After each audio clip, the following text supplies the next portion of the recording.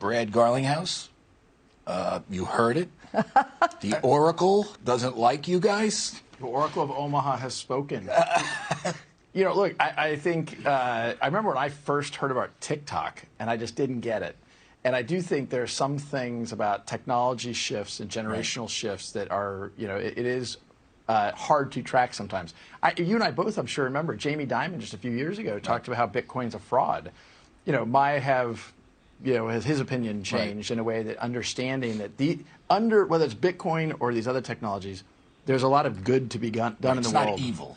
It's certainly not evil, and there's a lot of examples where you can use these technologies to make systems that we all depend upon more open, more efficient, and you know, look, I think bettering society. So, you know, I'm not going to take the time to try to convince Charlie Munger or Warren Buffett that they're wrong. How old are they?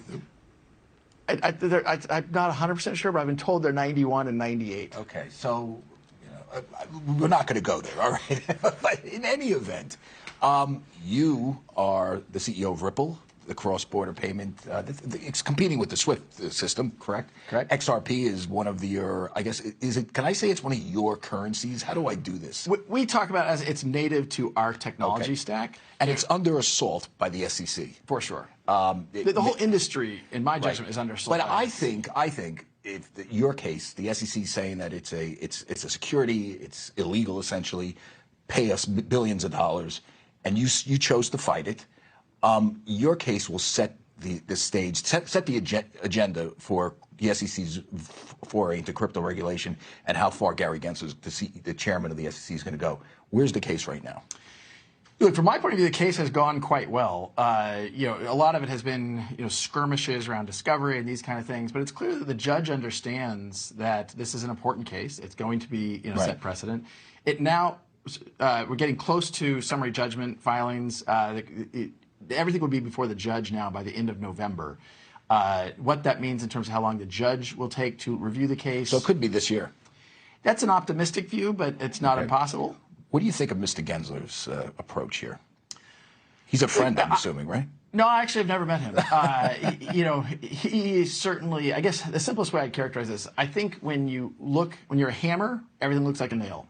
When you're Gary Gensler at the SEC, everything looks like a security, which doesn't really make sense. And look, he said a lot of things that I just think are talking points that don't really make sense. You know, he says justice delayed is justice denied.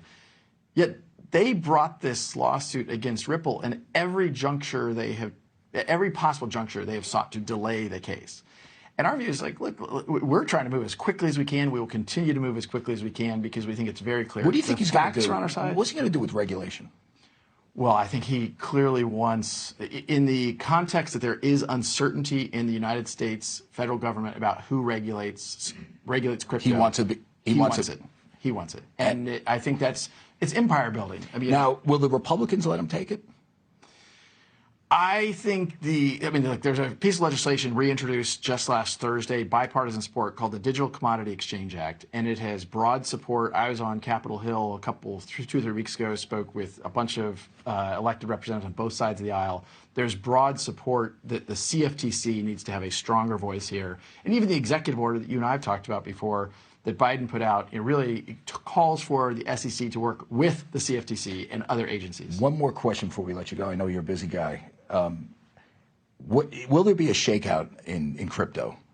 Like, it doesn't really affect you guys because, you know, if you know something about XRP, Ripple, 2 different entities, but plus XRP is trading at whatever it is based on the SEC action. You can get a bump up if you win. You're kind of, I guess, you know, you're not going to be affected by the shakeout if there is one. Do you think there will be one? Well, look, the overall market today that, you know, Munger and Buffett think isn't worth anything is worth $2 trillion. And I think the likelihood that 5, 10 years from now it's worth a lot more than that is extremely high. But I think that the whole industry will have some that fail because some of them I can't figure out what the utility is. What's the use case? Dogcoin. Doggy coin, Liz. I'm going to toss to you on doggy coin. Okay, doggy coin. That's Dogecoin, dum-dum. Yeah, you're getting like right up there with Buffett and Munger too, Charlie. All right, thank you, and good to see you, Brad Garlinghouse. Wait. What was going on with Buffett and Munger? Why do they hate crypto so much? You know, they just feel that it doesn't have any value, that it's just simply software, and who knows? They called it magic. They're against it. I think Brad really talked about it in a fair way. There's going to be a day where they could buy their hearing aids with crypto.